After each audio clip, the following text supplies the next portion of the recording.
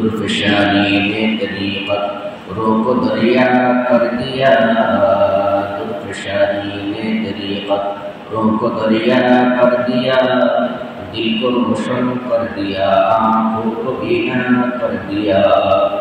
जो न थे खुद राह पर औरों के हाथी बन गए, जो न थे खुद राह पर औरों के हाथी बन गए।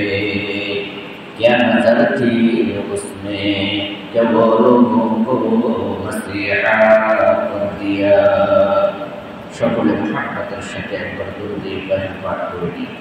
আল্লাহুম্মা সাল্লি আলা মুহাম্মাদিন ওয়া আলা আলি মুহাম্মাদ কামা সাল্লাইতা আলা ইব্রাহিম ওয়া আলা আলি ইব্রাহিম ইন্নাকা হামিদুম মাজিদ।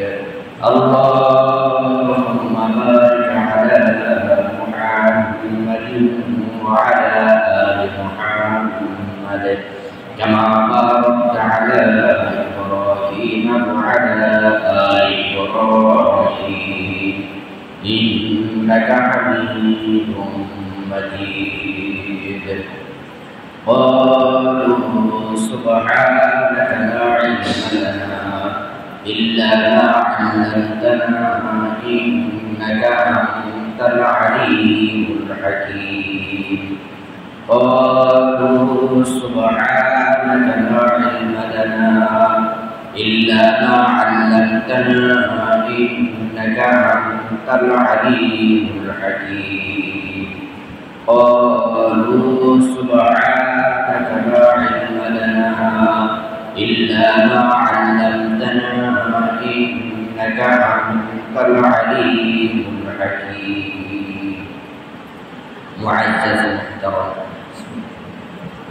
সম্মানিত মুসল্লিয়ান কিরাম, মহান আল্লাহ রাব্বুল আলামিনের দরবারে অসংখ্য অগণিত শুকর যে আল্লাহ রাব্বুল আলামিন দয়া করে মায়া করে মুহাব্বত করে ভালোবেসে এই বৈরী আবহাওয়ার মধ্যেও তার ঘরে এসে হাজিরা দেওয়ার তৌফিক আনায়ত করেছেন। এই জন্য হৃদয়ের গভীর থেকে মুহাব্বতের সাথে একবার কালিমাতুশ শুকর আদায় করে সেটা বলা আলহামদুলিল্লাহ। গত 2 সপ্তাহে আলোচনা করেছিলাম আখলাক সম্পর্কে। রাসূল করিম সাল্লাল্লাহু আলাইহি ওয়াসাল্লাম ইরশাদ করেছেন, যার আখলাক যত সুন্দর তার ঈমান তত বেশি পরিপূর্ণ। কিয়ামতের দিন হুসনে আখলাককে মিজানের পাল্লায় মাপা হবে এবং এটা সবচেয়ে বড় বেশি বাড়ি। আর রাসূল করিম সাল্লাল্লাহু আলাইহি ওয়াসাল্লামকে সকল মানুষের জন্য মডেল হিসেবে আল্লাহ তাআলা সৃষ্টি করেছেন। কোরআন কারীমের মধ্যে আল্লাহ তাআলা বলেন, লাকাদ কানা লাকুম ফি রাসূলিল্লাহি উসওয়াতুন হাসানাহ, নিশ্চয়ই তোমাদের জন্য তোমাদের রাসূলের মধ্যে রয়েছে সর্বোত্তম আদর্শ, সর্বোত্তম মডেল। রাসূল করিম সাল্লাল্লাহু আলাইহি ওয়াসাল্লাম যে সর্বোত্তম মডেল, এর ব্যাপারে আল্লাহ আয়াত আল্লাহ রাব্বুল আলামিন বলেন, ওয়া ইন্নাকা লাআলা খুলুকিন আযীম, আমি আপনাকে সর্বোত্তম আদর্শবান করে সৃষ্টি করেছি। সুবহানাল্লাহ। কারণ মানুষের জন্য যেহেতু আমি আপনাকে মডেল বানিয়েছি, এই জন্য আপনাকে আমি সর্বোত্তম আদর্শবানও করে সৃষ্টি করেছি। সর্বোত্তম আদর্শবান খুলুকে আযীম কি? হযরত আয়েশা সিদ্দিকা রাদিয়াল্লাহু তাআলা আনহাকে জিজ্ঞেস করা হলো, মুমিনিন রাসূল করিম সাল্লাল্লাহু আলাইহি ওয়াসাল্লামকে যে আল্লাহ রাব্বুল আলামিন খুলুক আযীম দিয়ে সৃষ্টি করেছেন, উত্তম আদর্শবান করে সৃষ্টি করেছেন, তো খুলুক আযীম কি? তখন হযরত আয়েশা সিদ্দিকা রাদিয়াল্লাহু তাআলা আনহা বলেন যে তোমরা এক পাশ থেকে কোরআন কারীম তেলাওয়াত করবে, অন্য পাশ থেকে আল্লাহ রাসূলের আদর্শকে মিলাবে, দেখো উভয়টা একই রকম পাবে। সুবহানাল্লাহ। অর্থাৎ খুলুক আযীম হলো কোরআন, আল্লাহ রাসূল সাল্লাল্লাহু আলাইহি ওয়াসাল্লামের আদর্শ হলো সেটা আমাদের সামনে হলো কোরআন। সুবহানাল্লাহ। অন্য এক হাদিসে আছে খুলুক আযীম হলো সিলমান কাতাআকা ওয়া'ফু আম্মান যালামাকা ওয়া আহসিন কামা আহসানাল্লাহু ইলাইক। যে খুলুক আযীম হলো যে তোমার সাথে সম্পর্ক ছিন্ন করতে চায় তুমি তার সাথে সম্পর্ক করো, যে তোমার সাথে জুলুম করে তুমি তার সাথে ন্যায় বিচার করো, যে তোমার সাথে অন্যায় আচরণ করে তুমি তার সাথে ভালো আচরণ। এটা হলো খুলুক আযীম, সর্বোত্তম আদর্শ। কেউ কেউ বলে খুলুক আযীম হলো এমন আখলাকওয়ালা বা এমন আদর্শ যে আদর্শের উপরে মাখলুক খুশি, খালিক খুশি, অর্থাৎ আল্লাহ খুশি, সৃষ্টিগুলো খুশি। এমন আখলাককে বলা হয় খুলুক আযীম। আর এই খুলুক আযীম দিয়ে আল্লাহ রাব্বুল আলামিন তার রাসূলকে সৃষ্টি করেছেন। এজন্য রাসূল করিম সাল্লাল্লাহু আলাইহি ওয়াসাল্লামকে আল্লাহ রাসূল সাল্লাল্লাহু আলাইহি ওয়াসাল্লামকে মানব জাতির সামনে সর্বোত্তম মডেল হিসেবে সৃষ্টি করেছেন। তো আল্লাহ রাসূল সাল্লাল্লাহু আলাইহি ওয়াসাল্লাম সকল কায়নাতের জন্য মডেল, সকল মানুষের জন্য সর্বোত্তম আদর্শ। তো রাসূল করিম সাল্লাল্লাহু আলাইহি ওয়াসাল্লামের মিশন কি ছিল?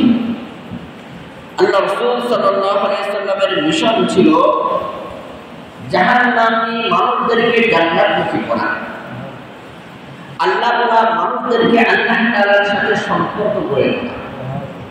অর্থাৎ সব সময় যেন মানুষ আল্লাহ তাআলার কাছেই প্রার্থনা করে, আল্লাহ তাআলার কাছেই চায়, আল্লাহ তাআলার সাথে যেন বান্দার একটা গভীর সম্পর্ক হয়। এটাই আল্লাহ রাসূল সাল্লাল্লাহু আলাইহি ওয়াসাল্লামের আদর্শ ছিল। সব সময় কামনা ছিল যে মানুষ সব সময় আল্লাহমুখী হবে, আল্লাহ তাআলার সাথে মানুষের একটা গভীর সম্পর্ক হবে। যার কারণে রাসূল করিম সাল্লাল্লাহু আলাইহি ওয়াসাল্লাম যে সময় দুনিয়াতে আগমন করেছিলেন ওই যুগটা ছিল আইয়ামে জাহিলিয়াতের যুগ, সবচেয়ে বড় বর্বরতার যুগ। পৃথিবীর মধ্যে এমন বর্বর জাতি আর দ্বিতীয়বার কেউ দেখে নাই। সাধারণ একটা বিষয় নিয়ে এমন ঝগড়া লেগে যেত এবং এই ঝগড়াটা শেষ হতো না। সেই ঝগড়া করতে করতে নিজেই মারা যেত। যখন সে মারা যেত তার সন্তানকে ওসিয়ত করে যেত, অমুকের সাথে কিন্তু আমার দ্বন্দ্ব আছে, অতএব আমি তো এর প্রতিশোধ নিতে পারি নাই, তুমি তার প্রতিশোধ নিবা। ঠিক সন্তানও এই প্রতিশোধ নেওয়ার জন্য তার সারাটা জীবন কাটিয়ে দিত। যখন সে না পারত তার সন্তানকে ওসিয়ত করে যেত যে আমার বাবা অমুকের সাথে একটা দ্বন্দ্ব ছিল, আমার বাবা তার প্রতিশোধ নিতে পারে নাই, আমিও পারি নাই, তুমি তার প্রতিশোধ নিবা। নাতিও তার ওই প্রতিশোধ নেওয়ার জন্য তার সারাটা জীবন কাটিয়ে দিত। যদি প্রতিশোধ না নিতে পারতো বলতো যে আমার দাদা অমুকের সাথে দ্বন্দ্ব ছিল, সে প্রতিশোধ দিতে পারে নাই, আমার বাবা পারে নাই, আমিও পারি নাই, অতএব তোমরা তার প্রতিশোধ নিবা। অর্থাৎ শুধু সাধারণ একটা বিষয় নিয়ে ঝগড়া চলতে চলতে কম চলে যেত, গোত্রকে গোত্র ধ্বংস হয়ে যেত। সাধারণ একটা বিষয় যেমন কিতাবের মধ্যে লেখে এই দুইজন ব্যক্তি, আগে তো কূপ ছিল, কূপের দিয়ে বালতি দিয়ে পানি উঠাতো আরবের মধ্যে। ওই যে পানি উঠাতে গিয়ে একজনে বলছে আমি আগে উঠাবো, আরেকজনে বলছে না আমি আগে উঠাবো। এই শুধু এই ইস্যু নিয়ে দুজনের মধ্যে দ্বন্দ্ব, বা এই দ্বন্দ্ব নিয়ে তারা একটা কমকে কম যুদ্ধ লেগে যেত। তাহলে ওই সময় যুগটা কত বর্বরতার যুগ ছিল। এই জন্য ওই যুগটাকে বলা হয় আইয়ামে জাহিলিয়াতের যুগ, বর্বরতার যুগ। যে তার মেয়ে সন্তান জন্মগ্রহণ করছে, এই শুধু মেয়ে কেন জন্মগ্রহণ করছে এটাকে সে লজ্জার মনে করত, যে সে এখন মানুষের সামনে চেহারা কিভাবে দেখাবে, মুখ কিভাবে দেখাবে। যার কারণে এই শুধু এতটুকুর কারণে তার মেয়েকে, সে নিজের মেয়েকে নিজে হত্যা করত।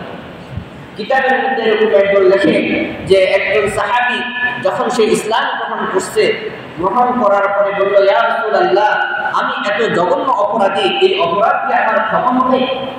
রাসূল করিম সাল্লাল্লাহু আলাইহি সাল্লাম বললেন কি তোমার সেই অপরাধ?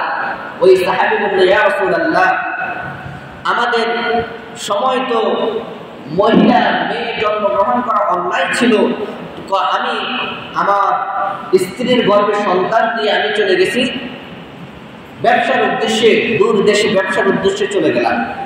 যাওয়ার পরে আমার স্ত্রীর গর্ভে যখন সন্তান আসলো, আমার স্ত্রী বুঝতে পারলো এটা কন্যা সন্তান।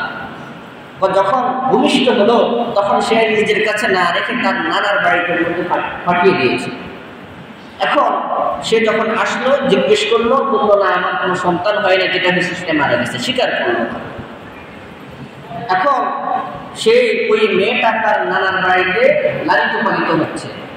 যখন সে হাঁটতে শিখেছে, তার বয়স 10 বছর কিংবা 12 বছর হয়েছে, তখন এই লোকটাই তার মেয়ে দেখতেছে, রাস্তা দিয়ে হাঁটতেছে, কিন্তু জানে না যে তার মেয়ে হাঁটতেছে। বলতে এত সুন্দর একটা মেয়ে, ওই মেয়ের নাম ছিল জামিলা, সুন্দরীর কারণে তার নাম রাখা হয়েছে জামিলা। এত সুন্দর মেয়ে, তো এটা যদি আমার হতো। তখন মা মনে করছে, বাপের মন মনে হয় বলছে, বিগলিত হয়েছে, অতএব স্বীকার করা যায়। তখন বললো, এত সুন্দর বুকটুকে যে মেয়েটাকে দেখছো, এটা তোমার মেয়ে। সাথে সাথে আমার মাথায় রক্ত উঠে গেছে। এখন আমার ভিতরে ভিতরে আমি প্রশ্ন করতেছি, কিভাবে এই মেয়েকে মারা যায়, হত্যা করা যায়। একদিন তার মাকে বললাম, মেয়েটাকে খুব সুন্দর করে সাজিয়ে দাও, তাকে নিয়ে তার নানার বাড়িতে যাব। মেয়েটাকে সুন্দর করে সাজিয়ে দিল, মেয়েটাও খুশি। মেয়েরা সবচেয়ে বেশি বাবা ভক্ত হয়, তো মেয়ে খুব খুশি। সে আমার জামা কাপড় এগিয়ে দেয়, ওটা এগিয়ে দেয়, ওটা এগিয়ে দেয় যে আমি সফরে যাব, তার নানার বাড়িতে যাব, খুশি খুব। তো তাকে নিয়ে আমি সফরে চললাম। যাইতে যাইতে একটা মরু প্রান্তরে চলে গেলাম। মেয়েটা বললো, বাবা এদিকে তো আমার নানার বাড়ি না, তুমি এদিকে কোথায় যাচ্ছ? মরু প্রান্তরে চলে গেলেন। বলে, না আমরা একটু ভিন্ন রাস্তা দিয়ে যাব। মরু প্রান্তরে যখন গেল, যাওয়ার পরে হঠাৎ একটা কোদাল নিয়ে এসে মাটি খোঁড়া আরম্ভ করে দিল। মাটি খুঁড়তে খুঁড়তে মেয়ে শরীরের মধ্যে মাটি লাগতেছে, মেয়ে তার শরীর থেকে মাটিগুলো সরিয়ে দিচ্ছে আর বলতেছে, বাবা এত কষ্ট তুমি কেন করতেছ?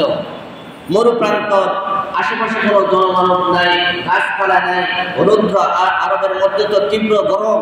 এই গরমের মধ্যে এত কষ্ট তুমি কেন করতেছ? বা আমার শরীরের মধ্যে মাটি লাগতেছে আর মেয়েগুলো তার ওড়না দিয়ে সে মাটিগুলো ফেলে দিচ্ছে। বা আমি এত নির্ভর ছিলাম যে আমার হৃদয়ের মধ্যে ওই মেয়ের ব্যাপারে একটুখানি মায়া জন্মে নেই।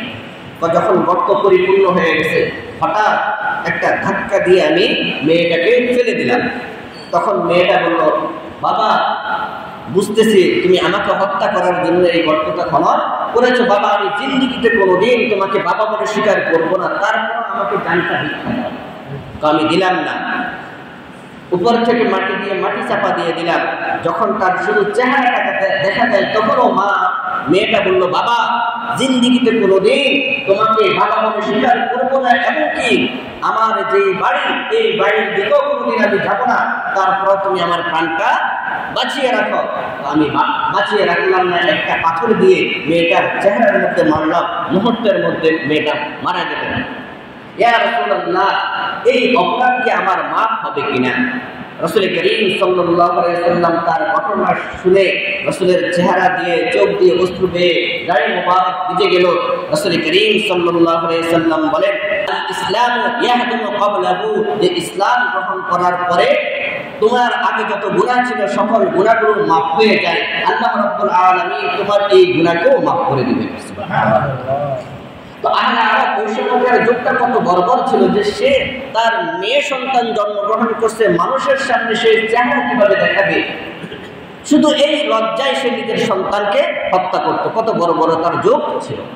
রাসূল করিম সেই যুগের মধ্যে আসার পরে নিজের আদর্শকে, নিজের চরিত্রকে মানুষের সামনে এমনভাবে প্রতিফলিত করেছেন, প্রকাশ করেছেন, যার কারণে কি হয়ে গেল, जो न थे खुद राह पर और के हादी बन गए, जो न थे खुद राह पर और के हादी बन गए, क्या नजर थी उसमें जो वो लोगों को मसीहा कर दिया। তখন মানুষের অবস্থা এমন হলো, মানুষ যদি কেউ তাকে থাপ্পড়ও মারে তারপরেও বলতো, ভাই আপনি ব্যথা পাইছেন। মানুষগুলো কেমন মানুষ হয়েছে। হযরত আলী রাদিয়াল্লাহু তাআলা যুদ্ধের ময়দানে যুদ্ধ চলতেছে ইহুদির সাথে। ইহুদি রাসূল করিম সাল্লাল্লাহু আলাইহি সাল্লামের ব্যাপারে কটূক্তি করছে, আল্লাহ তাআলার ব্যাপারে কটূক্তি করছে এবং জিহাদের ময়দানে হযরত আলী রাদিয়াল্লাহু তাআলা তাকে ভাগে পেয়ে গেছে। তাকে আলী রাদিয়াল্লাহু তাআলা আনহুর ভিতরে আল্লাহ তাআলা পরিষ্কার একটা শক্তি দান করছেন। আল্লাহ রাসূল হযরত আলী রাদিয়াল্লাহু তাআলা যুদ্ধের ময়দানে ওই ইহুদিকে ধরাশায়ী করে তার বুকের উপরে বসে গেছেন। ইহুদিকে ধরাশায়ী করে তার বুকের উপরে উঠে বসে গেছেন। এখন মুহূর্তের মধ্যে তার দেহ থেকে মাথাটা আলাদা করে দিলেন, যেহেতু সে আল্লাহ রাসূলের দুশমন, রাসূলের দুশমন। ইহুদি দেখতেছে কোন রকমে হযরত আলী রাদিয়াল্লাহু তাআলার সাথে আর কোলাই উঠতেছে না, তখন সেই রাগে ক্ষোভে হযরত আলী রাদিয়াল্লাহু তাআলার চেহারার মুবারকের মধ্যে থুতু নিক্ষেপ করছে। তখন হযরত এখন দেখেন, এখন তো হলো আলী রাদিয়াল্লাহু তাআলা তার বুকের উপরে চেপে বসছেন। কেন? তাকে হত্যা করার জন্য। কেন হত্যা করবেন? সে আল্লাহ এবং তার রাসূলকে গালি দিয়েছে। এখন তার বুকের উপরে চেপে বসছেন, তাকে হত্যা করবেন। এমন সময় সে যখন আলী রাদিয়াল্লাহু তাআলা আনহুর চেহারা মুবারকের মধ্যে থুতু নিছেন, তাহলে রাগটা আরো বেড়ে যাওয়ার কথা না?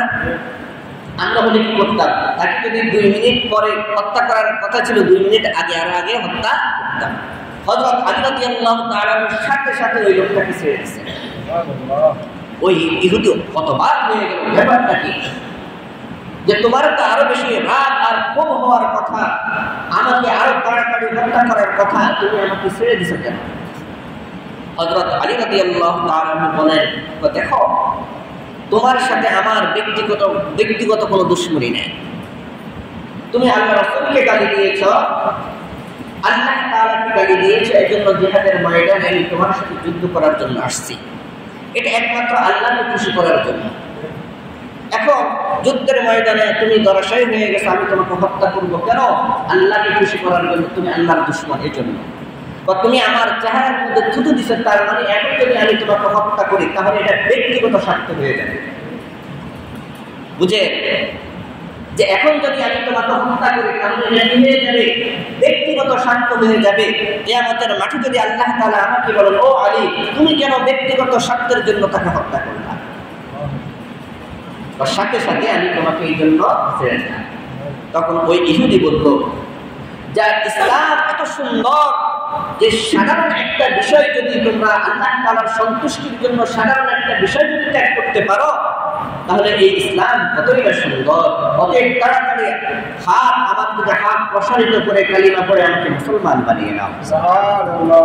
जो न थे खुद राह पर औरों के हादी बन गए, जो न थे खुद राह पर औरों के हादी बन गए, क्या नजर थी उसमें कि वो लोगों को मसीहा कर दिया। যেই মানুষগুলো ছিল এক সময় বর্বরতার হওয়ার কারণে যেই যুগটাকে বলা হতো বর্বরতার যুগ, অজ্ঞতার যুগ, মূর্খতার যুগ, ওইখানে আল্লাহ রাসূল সাল্লাল্লাহু আলাইহি সাল্লাম তার আখলাকের মাধুর্যতা দিয়ে মানুষকে এমন আপন করে নিয়েছেন, যেই মানুষগুলো ছিল বর্বর সেই মানুষগুলো সোনালী মানুষ হয়ে গেছে। যেই যুগটা ছিল বর্বর যুগ, ওই যুগের পরবর্তী যুগটা হয়ে গেল সোনালী যুগ। এমনই সোনালী যুগ হয়েছে যে কিয়ামত পর্যন্ত ওরকম সোনালী যুগ আর দ্বিতীয়বার আসবে না। হযরত ওমর রাদিয়াল্লাহু তাআলা দেখলেন পাহাড়ের চূড়ার মধ্যে এক মহিলা বসবাস করে, বুড়ি মহিলা বসবাস করে। তিনি যখন ফজরের নামাজ পড়ে ওখানে যান, দেখেন কে একজন এসে তার সুন্দর করে, বুড়ি মহিলা, অন্ধ মহিলা, রান্না করতে পারে না, কে যেন এসে তার রান্না বান্না করে দেয়। তার পাহাড়ের উপরে তো বসবাস করে, নিচ থেকে পানি এনে তাকে জমা করে দিয়ে দেয়, সারাদিনের কাজ আঞ্জাম করে দিয়ে দেয়। 1 দিন 2 দিন 3 দিন দেখলো হযরত ওমর রাদিয়াল্লাহু তাআলা যত আগে আসতে চান কিন্তু পারেন না, কে যেন এসে তার কাজ করে দিয়ে দেয়। একদিন তিনি রাত্রে আর ঘুমান না। এমনি তো হযরত ওমর রাদিয়াল্লাহু তাআলা খলিফাতুল মুসলিমিন হওয়ার পর রাত্রে ঘুমাইতেন না, তো উনি খলিফার হওয়ার আগের ঘটনা।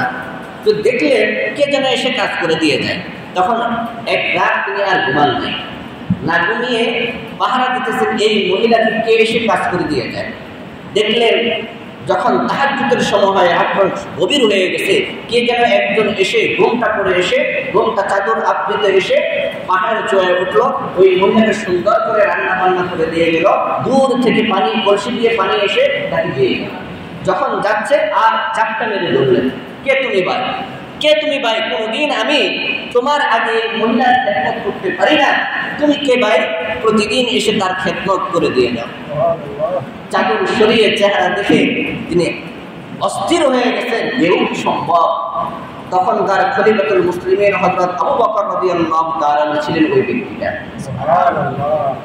हर के खिदमत कर दे ओ मखदूम शुद, हर के खुदरा दी दे ओ महरूम शुद, बेकई खिदमत कोई पाता नहीं, खिदमती महरूम अब जाता नहीं। এখন তো আমরা দায়িত্ব পেলে কিভাবে নিজের ভিতরে সব আয়ত্ত করে নিয়ে যাব, কিভাবে জুলুম করে আমি আরো কোটিপতি হয়ে যাব, আরো সম্পদশালী হয়ে যাব, এরকম হয়ে যেত। কিন্তু আল্লাহ রাসূল কি এমন একটা আদর্শ দিয়ে দিলেন যে পাহাড়ের চূড়ায় একা বসে বসে বুড়ি বসবাস করতেছে, তখন হযরত আবু বকর রাদিয়াল্লাহু তাআলা খলিফাতুল মুসলিমিন তিনি একা এসে প্রতিদিন তার কাজগুলো আঞ্জাম করে দিলেন। হযরত ওমর ইবনে আব্দুল আজিজ রাহমাতুল্লাহ আলাইহি, যাকে বলা হয় ওমরে সানি, আপনারা সবাই ঘটনা জানেন যে একবার হযরত ওমর রাদিয়াল্লাহু তাআলা আনহু রাত্রিবেলা তার অভ্যাস ছিল পুরা কওমকে দেখা, যে কে কি করতেছে না দেখা। তিনি শুধু দুপুরবেলা একটু কাইলুলা করতেন, জোহরের নামাজ পড়ে কিছু খেয়ে একটু ঘুমাইতেন, এরপরে আর তিনি ঘুমাইতেন না, রাত্রে তিনি ঘুমাইতেন না। এটা অভ্যাস ছিল যখন তিনি খলিফাতুল মুসলিমিন হন। অত যখন শাসন করে এত সহজ কথা, শুধুমাত্র ঘুমাইতেন, জোহরের নামাজের পরে একটু কাইলুলা করতেন।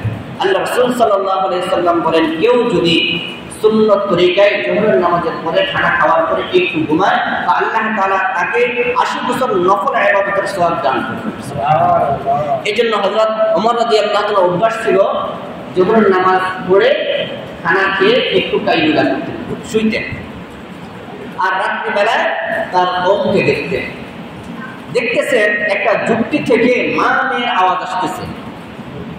মা বলতেছে দুধের মধ্যে পানি দিবি, মেয়ে বলতেছে দুধের মধ্যে পানি দেওয়া যাবে না। তো মা বলতেছে এখন গভীর রাত, যুক্তির ভিতরে অন্ধকার, কেউ দেখতেছে না, আমি যদি দুধের মধ্যে পানি দিই কেউ তো দেখতেছে না। তখন ওই ছোট্ট মেয়ে বলতেছে আইনাল্লাহ, মা খলিফাতুল মুসলিমিন ওমর দেখবে না, কারণ ওমর দেখলে তো পিঠের চামড়া থাকবে না, বা খলিফাতুল মুসলিমিন ওমর দেখবে না, কোনো মানুষ দেখবে না, আইনাল্লাহ, আল্লাহ কোথায় থাকবে? কেউ দেখবে না, কিন্তু আল্লাহ কোথায় থাকবে? হযরত খলিফাতুল মুসলিমিন হযরত ওমর ফারুক রাদিয়াল্লাহু তাআলা আনহু মা মেয়ের এই কথাটা শুনলেন। শোনার পরে তিনি চলে গেলেন। ফজরের নামাজের পরে দুইজন সিপাহী পাঠাইছেন, যাও মা মেয়েকে নিয়ে আসো। আনা হলো, আনার পরে এখন মা তো ভয়ে অস্থির, না জানে আজকে ওমরে আমাকে কি শাসনটা করে, কারণ ওমরের বিচার খুব কঠোর ছিল। এমন মানুষ ছিলেন যে নিজের ছেলে যখন অপরাধ করেছে, মানুষ সাক্ষী দিয়েছেন, অর্থাৎ তার কাছে তার ছেলের ব্যাপারে বিচার আসছে যে তার ছেলে মদ পান করছে। ছেলে বলতেছে আমি মদ পান করি নাই, নাবিজ পান করেছি। নাবিজ বলা হয় রাত্রিবেলায় খেজুর ভিজাই দিলে সকালবেলা তা পান করা, এটাকে বলা হয় নাবিজ। আর মদ তো হলো এটাকে 3-4 দিন রাখলে এখান থেকে মদ তৈরি হয়। তো ছেলে বলতেছে আমি নাবিজ পান করেছি, কিন্তু মানুষ বিচার দিচ্ছে আপনার ছেলে কি পান করেছে? মদ পান করেছে। দুজন সাক্ষী আছে, সাক্ষী দিয়েছে, সাক্ষীর দ্বারা প্রমাণিত হয়ে গেছে তার সন্তান মদ পান করছে। নিজ হাতে 80টা ব্যথাঘাত দিয়েছে। সন্তান 80টা ব্যথাঘাত সহ্য করতে পারে নাই, এর আগে মারা গেছে। মারা যাওয়ার পরে বাকিগুলো ব্যথাঘাত কবরের মধ্যে দিয়ে আসছে। এ হলো ওমর রাদিয়াল্লাহু তাআলা। এখন ওই মহিলা তো ভয়ে আতঙ্কিত যে ওমরের সামনে ওমর যদি বলে ফেলে তাহলে আমি কি জবাব দেব। ওমরের সামনে যখন গেল, ওমর রাদিয়াল্লাহু তাআলা বললেন, তোমার ভয়ের কারণ নাই, আমার একটা সন্তান আছে, ওই সন্তানের বিবাহের প্রস্তাব আমি তোমার এই মেয়ের জন্য দিচ্ছি, তোমার মেয়েকে আমার ছেলের জন্য দিয়ে দাও। এত মুত্তাকি মেয়ে আমার দরকার। চিন্তা করবো না, গভীর কুঠিরের মধ্যে আছে, গরিব মানুষ, অসহায় মানুষ। আমার তখন তিনি আবু জাহলের বাদশা খলিফাতুল মুসলিমিন তার সন্তানকে ওই মেয়ের সাথে বিবাহ দিয়েছে। ওই ঘরে একটা সন্তান হয়েছে, ওই সন্তানের নাম ওমর। তাকে বলা হয় ওমর ইবনে আব্দুল আজিজ। তার নাম কি? ওমর ইবনে আব্দুল আজিজ। তাকে বলা হয় ওমরে সানি, দ্বিতীয় ওমর। হ্যাঁ, তার নানা যেমন ছিল নাতিও তেমন ছিল। একবার এক লোক দেখতেছে যে ওনার শাসন আমলে, ওমর ইবনে আব্দুল আজিজের শাসন আমলে বাঘ আর হরিণ একসাথে পানি পান করত। তো একবার দেখতেছে যে বাঘে হরিণের উপর আক্রমণ করছে। তখন ওই লোকটা বলল ওমর ইবনে আব্দুল আজিজ মারা গেছে। ওমর ইবনে আব্দুল আজিজ মারা গেছে। বলে তুমি কেমনে বুঝলা? ওই যে বাঘে হরিণের উপরে আক্রমণ করছে, কারণ তিনি যতদিন বেঁচে ছিলেন বাঘ এবং হরিণ একসাথে পানি পান করছে, বাঘে হরিণের উপর আক্রমণ করে নাই, হরিণের নিরাপত্তা বোধ। এরকম ছিল ওমর ইবনে আব্দুল আজিজ। তো ওমর ইবনে আব্দুল আজিজ রাহমাতুল্লাহ আলাইহি যখন খলিফা হওয়ার আগে, অর্থাৎ এখনো তার উপরে দায়িত্ব আসে নাই, খলিফা হওয়ার আগে এক জামা দ্বিতীয়বার পরতেন না। এক জামা দ্বিতীয়বার পরতেন না। কত শৌখিন ছিল! এক আতর সেট দ্বিতীয়বার ব্যবহার করতেন না। বাজারে গেলে সবচেয়ে দামি যে জামা আসছে ওই জামা তার জন্য কিনতে হতো, আর ওই জামা মাত্র একবার পরতেন, দ্বিতীয়বার পরতেন না। কে? ওমর ইবনে আব্দুল আজিজ রাহমাতুল্লাহ আলাইহি। যখন তিনি খলিফাতুল মুসলিমিন হলেন, হওয়ার পরে এখন ঈদের দিন তিনি তার স্ত্রীর কাছে পানি চাইলেন। মেয়েকে বললেন, মা একটু আমাকে পানি দাও, আমি ঈদের নামাজ পড়ানোর জন্য যাবো, ঈদগাহে যাব। দেখলেন প্রায় অনেক সময় হয়ে গেছে, মেয়ে আসে না। তখন দমক দিয়ে বলল যে কতক্ষণ থেকে আমি পানি চাচ্ছি, তুমি পানি দিচ্ছ না। তখন ওমর ইবনে আব্দুল আজিজের স্ত্রী বলল যে আপনার মেয়ে তার শরীরের মধ্যে যে জামাটা ছিল ওই জামাটা ধুয়ে দিছে, এখনো শুকায় নাই, শুকালে সেটা পরে আপনার সামনে আসবে। যে ওমর ইবনে আব্দুল আজিজ এক জামা দ্বিতীয়বার পরতেন না, আর ঈদের দিন তার মেয়েকে নতুন জামা দেওয়ার মতো সে অর্থ তার কাছে নেই, অথচ তিনি খলিফাতুল মুসলিমিন। তার স্ত্রী প্রতিদিন তার জন্য যে খাবার আসতো, ঘরের জন্য যে খাবার আসতো, এর থেকে কিছু রেখে দিয়ে তার সন্তানের মিষ্টি খেতে মন চাইছে। তো মা বারবার বাপের কাছে বলতেছে, বাপি বলতেছে আমার কাছে ওই টাকা নাই যে ছেলেকে আমি মিষ্টি খাওয়াবো। মা যে পরিবারের জন্য যে খাবার আসতো এই খাবারের থেকে কিছু রেখে দিয়েছে। রেখে দিয়ে 1 মাস পরে বললেন, ওমর ইবনে আব্দুল আজিজকে বললেন এটা বাজারে গিয়ে বিক্রি করে কি আনেন, যে আমার সন্তানের জন্য খাবার নিয়ে আসে। ওমর ইবনে আব্দুল আজিজ বাজারে গিয়ে এটা বিক্রি করে দান করে দিলেন। এবং বাইতুল কোষাগারে বলে দিলেন, বাইতুল মালের যিনি জিম্মাদার তাকে বলে দিলেন আগামী মাস থেকে এই পরিমাণ আমাকে আরেকটু কমাই দিবা, এর থেকে যে পরিমাণ প্রতি মাসে দিতা তার চেয়ে আরেকটু কমাই দিবা। তার মানে এই এতটুকু কম হলে আমার পরিবারের মধ্যে চলে, এতটুকু কম হলে আমার পরিবারের মধ্যে চলে। কে? ওমর ইবনে আব্দুল আজিজ। যিনি খলিফা হওয়ার আগে এক জামা দ্বিতীয়বার পরতেন না, এক সুগন্ধি দ্বিতীয়বার ব্যবহার করতেন না, সবচেয়ে দামি জামাটা পরতেন। ওই লোকটাই যখন খলিফাতুল মুসলিমিন হলেন, এখন তার মেয়েকে জামা দিবেন, এই জামা দিতে পারতেছেন না। তার সন্তানকে মিষ্টি খাওয়াবেন, এই টাকা তার কাছে নেই। जो न थे खुद राह पर और कहादी बन गए, जो न थे खुद राह पर और कहादी बन गए, क्या नजर थी उसमें कि वो लोगों को मसीहा कर दिया। কেমন আদর্শ মানুষ আল্লাহ রাসূল গড়ে গেলেন। এখন আমরা পুলিশ বাহিনী, র্যাব বাহিনী, সেনা বাহিনী দিয়েও অপরাধ কন্ট্রোল করতে পারি না। আর আল্লাহ রাসূলের কোনো পুলিশ বাহিনী ছিল না, সেনা বাহিনী ছিল না, র্যাব বাহিনী ছিল না। সব মানুষ অন্ধকারেও আল্লাহকে ভয় করত, অপরাধ করত না। মহিলারা নিরাপদ, নারীকে মাল সফর করতে একাকী, কারো সাহস হতো না মহিলার দিকে তাকানো, ইজ্জত লুণ্ঠন করার তো দূরের কথা। এখন আমাদের অবস্থা হলো এরকম, আমরা ক্ষমতা পাওয়ার সাথে সাথে জুলুম আরম্ভ করে দিই, দেরি হয় না যে এখন এই সুযোগটা পাইছে, দ্বিতীয়বার এই সুযোগ আর পাবো না। কিন্তু আল্লাহ রাসূলের এটা আদর্শ ছিল না। আল্লাহ তাআলা বলেন, ও আমার বান্দারা, তোমাদের জন্য তোমাদের রাসূলকে সর্বোত্তম মডেল হিসেবে তোমাদের সামনে পেশ করেছি। তিনি তোমাদের জন্য সর্বোচ্চ আদর্শবান। কেমন আদর্শ?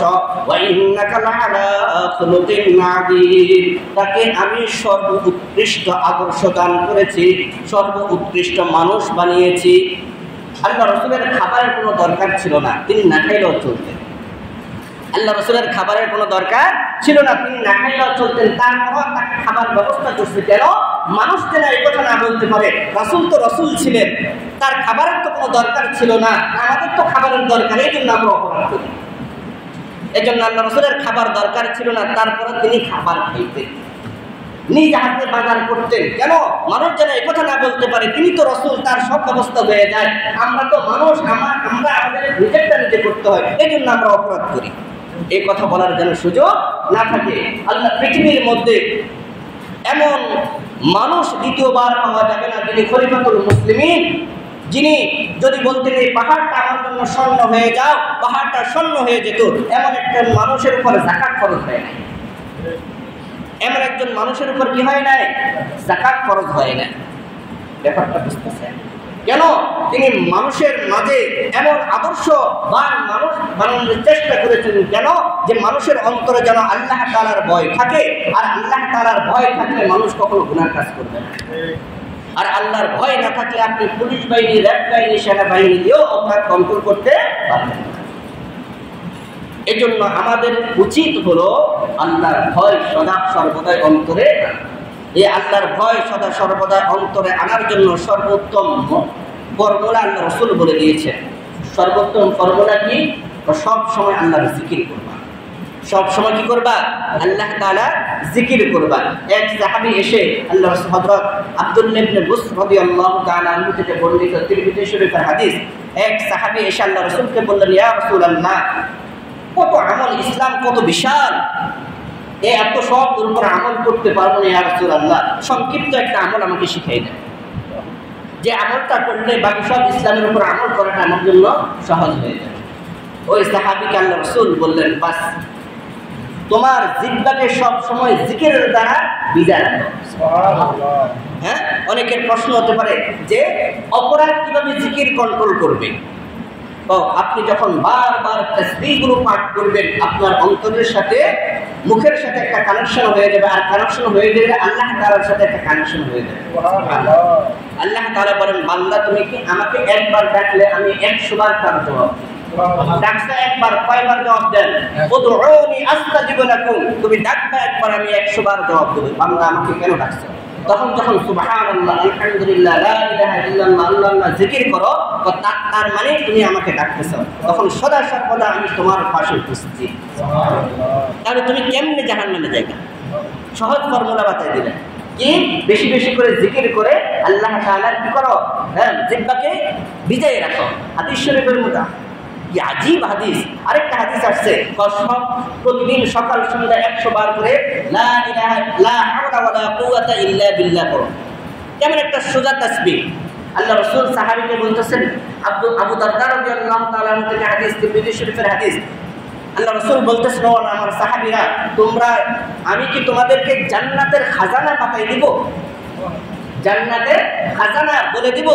সাহাবায়ে কেরাম বললেন, ইয়া রাসূলুল্লাহ, অবশ্যই।